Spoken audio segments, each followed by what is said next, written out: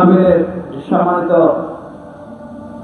প্রধান অতিথি ব্রাহ্মণবাড়িয়া দৌসরা গাছমুখ থেকে জোট মনোনীত প্রার্থী জনাব জুনায়েদ আল হাবিব সাহেব, উপস্থিত রয়েছেন জেলা বিএনপির সহসভাপতি জনাব জাকির ভাই, আশুগঞ্জ উপজেলা বিএনপির সংগ্রামী সাধারণ সম্পাদক জনাব হাবিবুর রহমান হাবিব, উপজেলা বিএনপির সাংগঠনিক সম্পাদক কামাল হোসেন জয় এবং যুব দলের আহ্বায়ক জনাব আলমগীর মেম্বার সহ সম্মানিত নেতৃবৃন্দ ও তালসর ইউনিয়নের বিভিন্ন পর্যায়ের কর্মীবৃন্দ, নেতৃবৃন্দ, আসসালামু আলাইকুম ওয়া রাহমাতুল্লাহ। আমি বলবো, আপনারা তালসরের মানুষ অত্যন্ত সৌভাগ্যবান। আজকের যে যুগের মনোনীত প্রার্থী, সেই প্রার্থী আপনাদের তালসর ইউনিয়নের, উনি পূর্ব ইউনিয়নের সন্তান, আপনারা পশ্চিম ইউনিয়নের সন্তান। সুতরাং আপনাদের এই অবিচ্ছেদ্য অঙ্গ জনাব জুনায়েদ আল হাবিব সাহেব, যদি আল্লাহ পাক রব্বুল আলামিন ওনাকে নির্বাচিত করে, আপনারা এই সবচেয়ে বেশি উপকৃত হবে। কারণ আপনাদের চাহিদা আপনারা চট করে বলতে পারবেন। সুতরাং আপনাদের প্রত্যেকের দায়িত্ব হবে ওনার জন্য পরিশ্রম করে ওনাকে জাতীয় সংসদে পাঠান। ঠিক কিনা বলে? ভাই আমার, আমি আপনাদের কাছে এটুকু বলবো, আজকের এই পরিবেশে নিশ্চয় আমাদের বিএনপির প্রত্যেকটা নেতা কর্মীকে জুনায়েদ আল হাবিবের পক্ষে কাজ করতে হবে। আমি আনন্দিত হয়েছি, আমার এখানে অনেক লোক রয়েছেন যারা একজন প্রার্থীর সাথে ছিল, আজকে আমার পাশাপাশি রয়েছে। আমি তাদের ব্যাপারে খুশি হয়েছে, কারণ দলের বাইরে গিয়ে কোনো ফায়দা পাওয়ার পরিবেশ নাই। আজকে নিশ্চয় আশা করে 12 তারিখের নির্বাচনে দেশের জনাব তারেক রহমানের নেতৃত্বে দেশের সরকার প্রতিষ্ঠিত হবে। সুতরাং দলের বাইরে গিয়ে 17 বছর কষ্ট করেছেন, আজকে একটা ভালো পরিবেশ লক্ষ্য করা যাচ্ছে। আপনারা দলের ভিতরে থাকবেন, দলের প্রার্থীকে বিজয় করানোর জন্য চেষ্টা করবেন।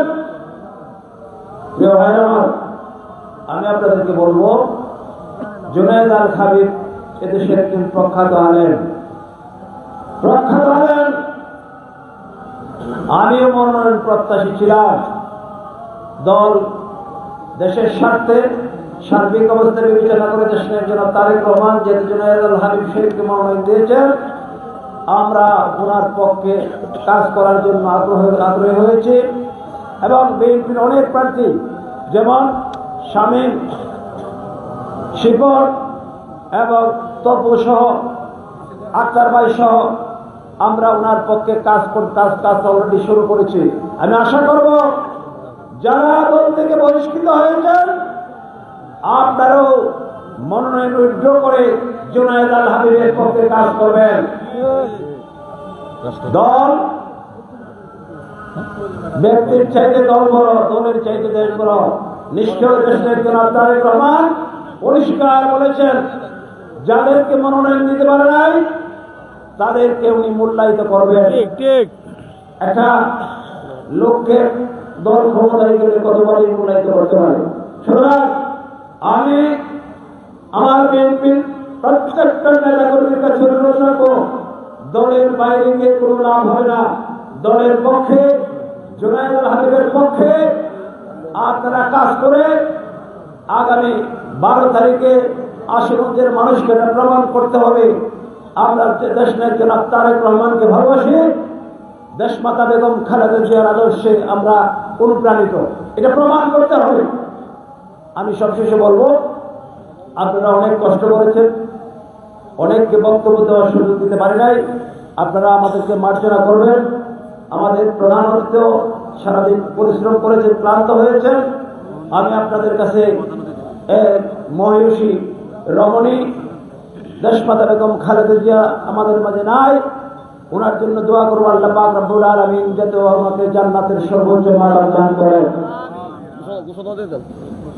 সবশেষে আমি আপনাদেরকে বলবো, আমাদেরকে নির্বাচনটা মিলেমিশে করতে হবে।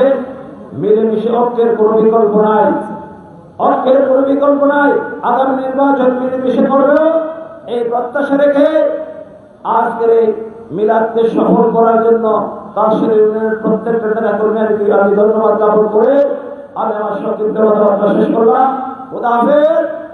বাংলাদেশ জিন্দাবাদ, বাংলাদেশ জাতীয়তাবাদী দল জিন্দাবাদ, দেশমাতা বেগম খালেদা জিয়া জিন্দাবাদ।